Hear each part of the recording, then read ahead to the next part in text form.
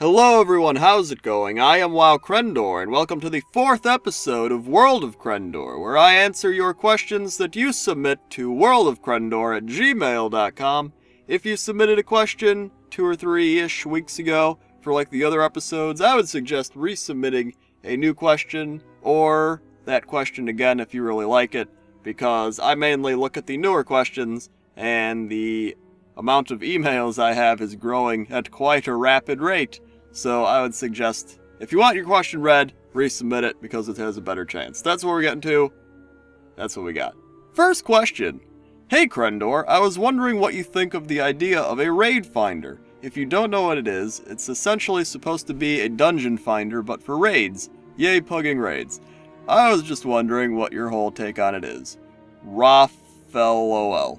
Well, pugging raids and the raid finder. So, back in Wrath of the Lich King, pugging raids was quite the normal thing to do, actually. There were a lot of pug raids going on. I'm not too sure about Cataclysm, because I haven't actually, pugged any raids in Cata. But one of the problems is the guild system. They wanted to really implement guilds again, but because of that, the pugging of raids has kind of slipped down on the level of importance. So, I was going to go over this a little bit in the next question I pick, but I'll introduce it now, which is they are trying to mix together hardcore player stuff and casual stuff, which you never want to try to please more than one type of person. That's always bad. When you try to please everyone, you please no one. That's what we learned from life. I pugged a lot of raids, and I know it's more of a casual thing, but honestly, I'm starting to play more casually. And at first, when they said, yeah, we're doing guild stuff and we're gonna give this whole guild leveling system, which I really don't like. I do not like the guild leveling system. I think it's like, what if you want to make a new guild? Oh, well, you gotta re-level it. It's like, oh, it's just, if you get a level 25 guild, you should be able to make another level 25 guild. That makes sense to me. Or, I don't know. They need something, because re-leveling a guild is stupid, and that's my thought on that. But I think the raid finder would be a good tool to have, because, back in Wrath, it was just it was old school. You had to look for raids in chat and whatever. So if they added this, that would obviously bring it one step closer to having more pug raids again, which is cool. And I think it's a good idea. Here's my take on that. Next question. I have recently unsubscribed from WoW. It's pretty much been because I've run out of things to do, as the community is a bit too elitist. I couldn't raid at all because I always needed to link an achievement for the raid, and I could never join a raiding guild because I needed experience. PvP is kind of iffy, as you kind of need gear to be able to do well in PvP. I think that be able to be very in the game is to have been playing since day one of the content. I've been playing the game on and off since 2005, and it's getting harder and harder to become more active. What are your opinions on this, and do you have any suggestions? Well, that's kind of getting into what I was just talking about, which is why I brought that up, and that is that they're trying to please both people. For example, the looking for group 5-man whole thing. Well, in Wrath, they really went casual with it. The instances were you breeze through them, you get your stuff, I remember I would go into an instance and I'd be like, oh, I'm going to do an instance, get my badges, and it's just a quick, easy, bam, bam, get it done. While now, if you go into an instance, it's still easy, I guess, but it's not as easy. It's more time-consuming, that's what I want. It's more time-consuming, so you have to actually crowd control things, you have to actually pay attention. And for some reason, that's more of a hardcore thing, but they're putting it in this casual environment where you need to grind out these instances to obtain gear. So you're grinding out things in a casual way, but it has hardcore elements in it. And that's what's bad about it. And that's why I enjoyed Wrath of the Lich King. I enjoyed that system. It may have been really easy to do, but not gonna lie, I had more fun playing the game during that time. While back in the day of like vanilla and such, where you had a lot of crowd control and all that, I was like 15 or whatever, and I had all the time in the world, and I was just like, yay, doing this, and whatever. But now, I'm just like, I don't have time to do this because I have stuff to do, and main point here is you can't please everyone. So they need something, they need to differentiate things. Like if you're gonna do like normal instances, I still think they should have normal instances, and that leads to normal raids, and you get like, you know, average gear or something. While if you do heroic instances, like heroic pugs, then you progress to heroic raids, and then you get awesome gear. But I don't... Right now what it is you go from normal instances to heroic instances to normal raids to heroic raids. Like, I think that should be separate. Because of that, the heroic people should be rewarded more, because they're putting more time into the game. But people like casual people, which I'm actually... I know, I'd kind of consider myself in between when I'm actually playing a lot. It's more of... I want to see content. I don't really care about gear anymore. Like, I don't care if I get, like, the best gear in the game, because somebody else has it too, or somebody else is going to be better than me. I just want to see content, and I don't care if I have to, like, kill normal bosses, if it's, like, slightly challenging. I just want to see content. That's what I want. So, that's my take on all of that. Oh, his name was Keith.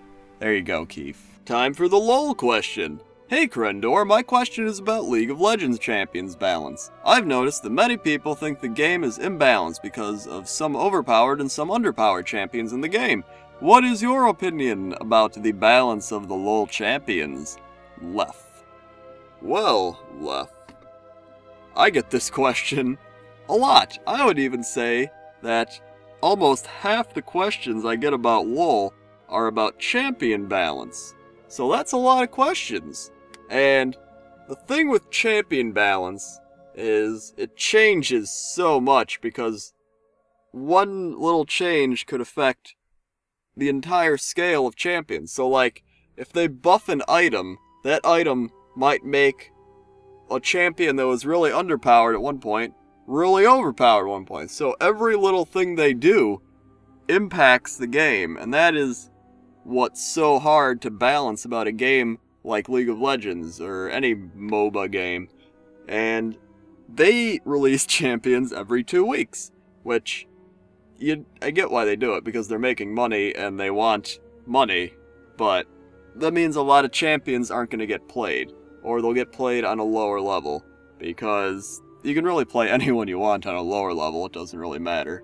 And on higher levels, that's where it matters, because you start getting competitive play and such, and that's where all the champion balance really matters. Because honestly, you could take Twitch, you could take Twitch at level, whatever, champion level like 14, and go own up the place, and people will be like, Twitch is imbalanced, he has stealth!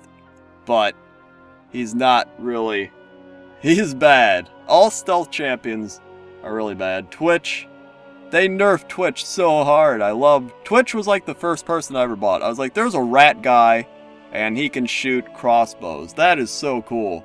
And I bought him, and he was awesome, and he was like this glass cannon. And he was just like, bam, and owning stuff.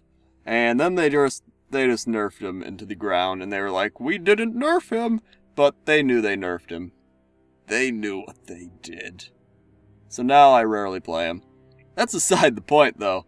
Main point being, it's ups and downs, depending on their patch changes. And if someone gets really overpowered, then they just bring them down. And usually that'll bring them down to like an average level. But because that average level is like, people consider a champion being average as being bad, because people only want to play with the overpowered champions. I think people don't really give enough credit to them, because it's really, really hard to balance a game like that with so many different champions, and to make them all like meld together into this like perfect creation is like, it's a lot harder than people think it is. And to be honest, I'm not even sure if they will ever get to a point where everything in the game is balanced. And if they do, which I would really hope they did, because that would be really an amazing thing to be able to play any champion you want and have it be on an equal level. It's just, it's really, really, really, really hard to do. Okay? Okay. And on to the random section of questions. Dear Crendor, I've noticed that you've often used music from Newgrounds in your videos, and you've also mentioned that you use it from time to time. I was wondering what other music you like to listen to. This is pure curiosity. I kind of just wonder if band artists you listen to are the same as what you often use in your videos. This is obviously a question for your random section of World of Crendor. Smiley face. Thank you for your time, Liliana. Well, I would say about 90% of the music I listen to is actually stuff I get on Newgrounds. Techno, trance, etc. Most electronic things.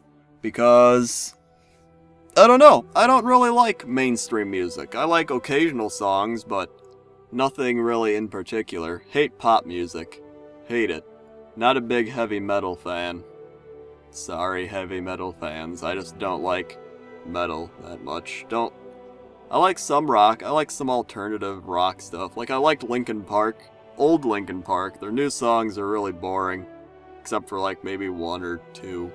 But old Linkin Park was awesome. I liked System of a Down for a while, their songs. Now I don't really know any of their songs. But, yep, mainly techno trance. Anything you've heard in the credits of my songs is in my playlist, along with many other songs that I have never played in the credits. So, that's that question. And the final question. Dear Crendor, what's up? I love the stuff you do, and I see how much people admire you. So my question is for the random part, and it is, do you have any tips for the people starting to make videos on YouTube? Most likely gamers to get their channel up and running. I just started 3 days ago making gaming videos, and so far, my total views are 55, and I only have 8 subs. Caps. I have tried everything with video responses and how-to videos, still nothing. Double sad face. That's not good. So, do you got any tips for the newcomers on YouTube to get their channel up and running? Slim Rosnick. Well, this is a question I get all the time. I also get people sending me their videos to watch and are like, hey, check out my video. And I get a lot of those. And I'm not gonna lie, a vast majority of them aren't very good. And you don't want to tell people they're bad, but at the same time you kind of do. I shouldn't be like saying this either. No, this is the truth. Because you have to do it because you love it. If you love doing this, then you don't care what people think about your videos. Just do it because you love to do it. When I started doing it, I just did it because I love to do it. I liked making videos, I liked World of Warcraft, and I liked comedy. So I just mixed it all together, and I was like, this is what I like to do. Maybe people enjoy watching this. And they did. And you're one of them. So, yay. But you have to be different. The number one thing I tell people is be different. Because nobody wants to see a copier. Because copying someone really is just, you're now a lesser version of that person. Like, if you want to copy me, go ahead. But everyone's going to be like, you're copying WoWcrendor! And then you're going to get a bunch of hate, and nobody's going to like you, and you're not going to be loving what you're doing anyway, because you're just copying someone trying to either achieve fame or popularity, and it's just bad. But anyway, this is probably not even what your question is about. But really, to break it all down for you, the best advice I would give you is just be unique, be different, and just by doing that, you're already like halfway there, because you're gonna stand out from everyone. It's either when you copy someone or you try to do like it's just like a crappier version of something you've already seen. Like, go look at people walking down the street, okay? And it's just, you don't even notice them. It's just people walking down. It's like, there's normal people. Then dress a guy up in like a clown suit and like a big hat, and he's like waving a giant torch and he's just like screaming. And you'll just be like, whoa, look at that guy, he's different from everything else. Like, your brain notices different things, and that's kind of on a crazy scale, but that's what it is. If it's different and unique, and people, that attracts people. Like, people go to the unique, different things, and they may be the ones that get more criticism in society and are rejected more by society, but those are the people that change the world, and those are the people that make entertaining content, and those are the people with personalities, and those are the people that are successful on YouTube. And there you go. That is my YouTube advice. So thank you everyone for listening to this episode of World of Crendor. If you like this video, you can like it, and it will make me feel better about myself, because I will have higher self-esteem, and be like, yay, people liked my video. So that'll be good. And if you'd like to submit questions to World of Crendor, you can at worldofcrendor@gmail.com, and your question may be answered on this amazing show. Okay? Okay. See ya!